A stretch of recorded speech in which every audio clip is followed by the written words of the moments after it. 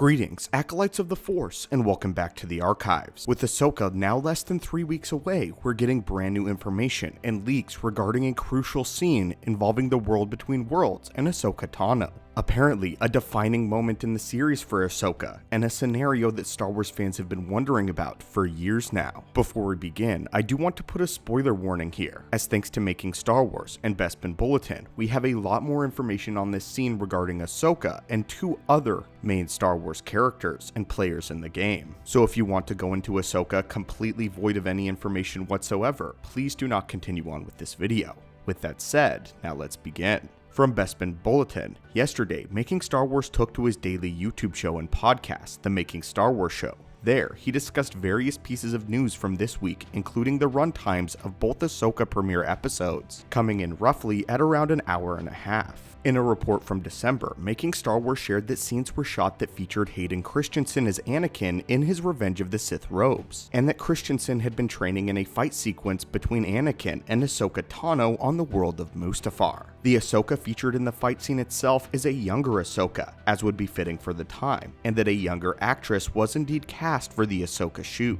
not being played by Rosario Dawson. The scene itself was reported to take place in the world between worlds as seen in Star Wars Rebels, where in the scene, Ahsoka Tano, played by Rosario Dawson, would see a possible vision or timeline that's meant to show her that Anakin's fall to the dark side is part of Skywalker's destiny, and that there was nothing that Ahsoka could do to change it. The lesson for Ahsoka to learn during these scenes is that she cannot change destiny, and that she must embrace it, no matter how hard or painful it is. Now 8 months removed from his initial article, Making Star Wars briefly expanded on these scenes shot later last year in his YouTube show, and added that a dead Obi-Wan Kenobi was present for the scenes, adding that it appeared to be shot in 2 different ways. Making Star Wars revealed that one scenario featured Kenobi's corpse, which was a stand-in dummy, and the other was a pile of clothes, similar to what we see in A New Hope following Kenobi's confrontation with Darth Vader, where he becomes one with the Force. Quote, "They filmed a sequence where Ahsoka sees herself on Mustafar fighting Hayden Christensen's Darth Vader before he is within his suit. They are new scenes. They had a dummy for a dead Kenobi, and they had clothes for a dead Kenobi.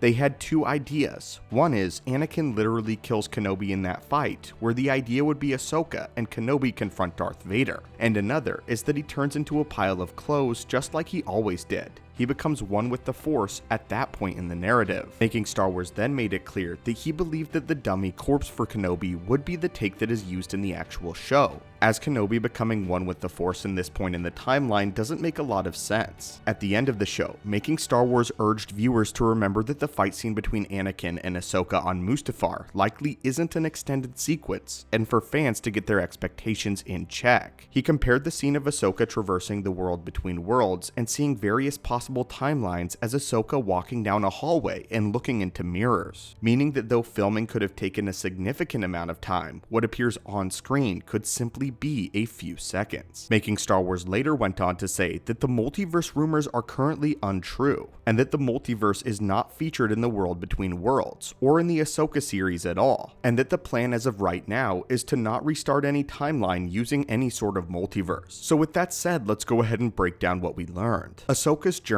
in her whole series is to learn that she cannot change the past, and similar to how Obi-Wan Kenobi learned the truth that Anakin's turn to the dark side was of his own accord, Ahsoka will have to learn that as well. We know that the idea of Anakin Skywalker and his impact on the galaxy still echoing in Ahsoka is going to be one of the massive story points. Ahsoka believes that she is not only a failed Jedi trainee, but also a failed Jedi Master concerning Sabine. She will have to accept that Anakin's failures are Anakin's failures, and even if she had gone to Mustafar, she would be unable to either turn him back to the light or defeat him. This is the same narrative and story that Dave Filoni has been pushing now for almost a decade. In the finale of Rebels Season 2, Dave Filoni was questioned if Ahsoka ever truly had a chance to turn Darth Vader back to the light side of the Force, and why someone like Luke and his own son was able to draw the light out of Vader, while someone like Kenobi or Ahsoka could not. Filoni made it very clear that Vader looking upon Obi-Wan and Ahsoka is very different. He outright blames Obi-Wan Kenobi for his injuries and a lot of his suffering. He realizes that Anakin Skywalker was destroyed by Darth Vader, but he also cannot let go of the grief that Kenobi has caused him. Kenobi has been an obsession, while Ahsoka has been a memory that Vader has been trying to crush. He's not obsessed with finding her, she's simply another Jedi. This is evident in his final scene of Star Wars The Clone Wars when he finds Ahsoka Tano's lightsaber. Dave Filoni would later go on to say that the reason that Luke was able to turn Vader back to the light was because he represented a brighter future for the Dark Lord, and that no one from Vader's past or Anakin's past ever had the capability of redeeming the Dark Lord, as it was simply associated with too much pain.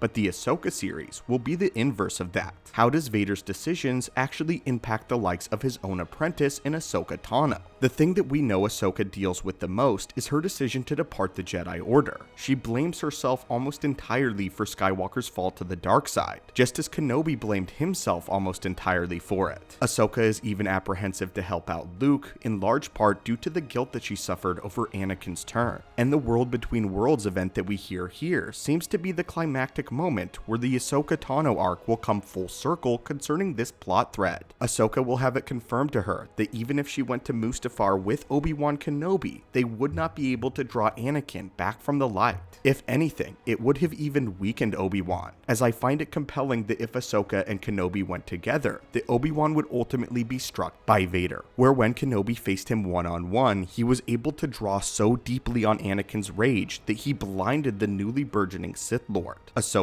there may have actually turned out to be somewhat of a distraction, which I find extremely interesting. But the whole point of it is, even if Ahsoka Tano had never departed the Jedi Order, and even if she were there with Obi-Wan to confront Anakin, Anakin's embrace of the dark side was cemented at this point in time, and the World Between Worlds, in every scenario, confirms it. But anyway, my friends, what are your thoughts on this in the Ahsoka series? Are you excited to see a brief moment of Ahsoka Tano dueling Anakin Skywalker? And what are your thoughts on what this moment represents to Ahsoka and the character of Anakin and Kenobi? If you guys would like more holocrons detailing the Ahsoka series as we draw closer to the premiere, please be sure to reach out and force crush that subscribe button. And until next time, my friends and acolytes, may the Force be with you.